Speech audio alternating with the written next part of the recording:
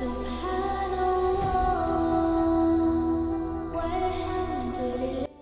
کریم صلی اللہ علیہ وسلم تشریف فرماتے ایک مجلس میں، صحابہ کرام کی مجلس ہے، ایک بابرکت مجلس ہے، ایک صحابی حاضر ہو جاتے اور درخواست کرتے ہیں کہ یا رسول اللہ صلی اللہ علیہ وسلم متی الساعہ، قیامت کب قائم ہوگی؟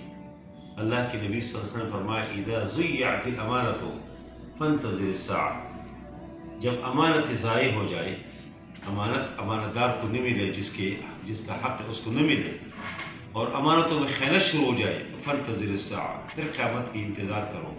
اس صحابی نے آگے درخواست کی کہ یا رسول اللہ کیف اضاعتها، امانت کس طرح ضائع ہو جاتی ہے؟ امانت کی ضائع کا مطلب کیا ہے؟ کس طرح ضائع ہو جاتی ہے؟ اللہ کے نبی صلی اللہ علیہ وسلم فرمایا اذا وسد الامر الى غیر اہلہ فانتظر الساعہ، جب یہ امانتیں ضائع ہو جائے تو امور اور ذمہ داری نہ اہل ہو لوگوں کے حوالے ہو جائے تو پھر جو ہے قیامت کی انتظار کرو۔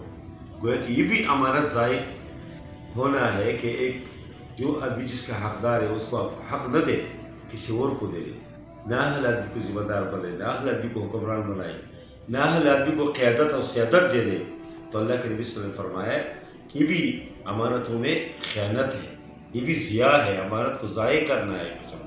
اس سے معلوم ہوتے ہیں کہ اونٹ کی کتنی اہمیت ہے۔ اونٹ بھی گویا کہ ایک قسم امانت ہے۔ جو آدمی اونٹ نہیں دیتے گویا کہ امانت کو ضائع کرتے، خیانت کرتے بھی۔ جو آدمی اونٹ دیتے ہیں لیکن نہ اہل آدمی کو دیتے، وہ بھی اس اونٹ کو ضائع کرتے، اس اونٹ کے اندر، اس امانت کے اندر خیانت کرتے۔ یہ دونوں صحیح نہیں۔ بعض لوگ کہتے نہیں کوئی ہے نہیں، ہم کس کو دے دیں، اور بعض لوگ دیتے ہیں لیکن نہیں دیکھتے کہ ہم کس کو اونٹ دے رہے ہیں۔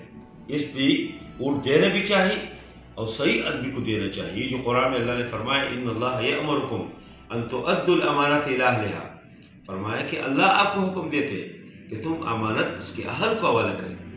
اس سے جو امانتیں ہیں تو یہ اونٹ بھی آپ اہل آدمی کو، جو اس کے اہل ہو اس کو دے دو۔ اور اہل کی اہلیت کے لیے کیا ہے؟ میں سمجھتا ہوں کہ اس زمانے میں ابوبکر صدیق رضی اللہ عنہ ہمارے درمیان نہیں ہے، ہمارے زمانے عمر فاروق نہیں ہے ہمارے درمیان عثمان غنی رضی اللہ عنہ جیسا آدمی نہیں ہے، ہمارے درمیان حضرت علی رضی اللہ عنہ جیسا آدمی نہیں ہے، صحابہ کرام کی طرح نیک و مخلص لوگ نہیں ہے۔ لیکن نسبتاً جو اچھے لوگ جو اسلام کے لیے سوچتے ہیں، دین کے غلبی کے لیے سوچتے ہیں، دین کی اقامت کے لیے سوچتے ہیں، جو عوام کے لیے مخلص ہو، اسلام اور پاکستان کے لیے اور امت مسلمہ کے لیے مخلص ہو، اس لوگوں کو انتخاب کرنا چاہیے۔ میں نہیں کہتا ہوں کہ تم کس کو دو، کس کا نام نہیں لیتا ہوں، کس پارٹی کو دو اور کس کو نہ دو، لیکن ہر آدمی خود سمجھتے۔ لوگ کہتے ہیں ہم کس کو دے رہے جی۔ اگر آپ بازار میں جائیں اور ہر دکاندار اپنی چیزوں کو آپ کے سامنے پیش کرے تو کبھی کوئی فیصلہ نہیں کرتے کہ نہیں وہ اپنی اٹھی کی تعریف کرتے، وہ اپنے اٹھے کی تعریف کرتے، میں آج کوئی جو ہے کچرا لے گھر جاتا ہوں، بلکہ آدمی خود اپنے عقل سے کام لیتے۔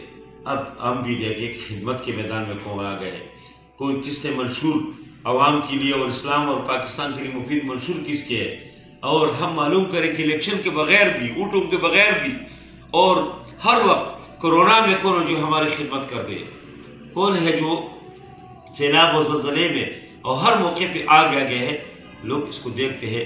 اس لیے ہم دیکھتے ہیں کہ کون جو مفید ہو اس آدمی کی حق میں انسان اپنے ووٹ کو استعمال کرے تو بہت مفید بات ہے۔ اور یہ امانتوں کو صحیح طریقے سے جو ہے حوالہ کر رہا ہے۔ کوئی آدمی اگر ووٹ کو صحیح استعمال نہیں کرتے، اس حدیث کے مطابق کہ اللہ کے نبی نے فرمایا کہ اذا ضیعت الامانۃ فانتظر الساعہ، جب امانت ضائع ہونا شروع ہو جائے تو پھر قیامت کا انتظار کرو۔ اور اللہ کے نبی نے فرمایا کہ یہ امانت کا ضائع ہونا یہی ہے کہ اذا وسد الامر الى غیر اہلہ فانتظر الساعہ، جب امور نااہل کے حوالے ہو جائے تو قیامت کا انتظار کرو۔ اور ایک اور حدیث کے اندر بھی اللہ کے نبی نے فرمایا کہ اذا کان امراؤکم خیارکم، جب آپ کی امیر صحیح لوگ ہو، امراء ذمہ دار آپ کے صحیح لوگ ہو، تو فرمایا کہ آپ کے لیے زندہ رہنا، دنیا میں رہنا یہ آپ کے لیے مفید ہے۔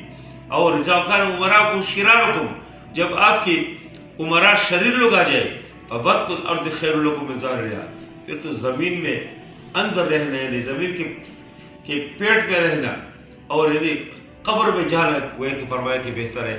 اس لیے اس موقع پہ صحیح فیصلہ کرنا چاہیے جو اسلام کے لیے، پاکستان کے لیے، پوری امت مسلمہ کے لیے اور عوام کے لیے مفید ہو۔ اس سالوں کا انتخاب کرنا چاہیے۔ 8 فروری بہت اہم دن ہے، اس لیے سوچ سمجھ کے ووٹ استعمال کرنا چاہیے۔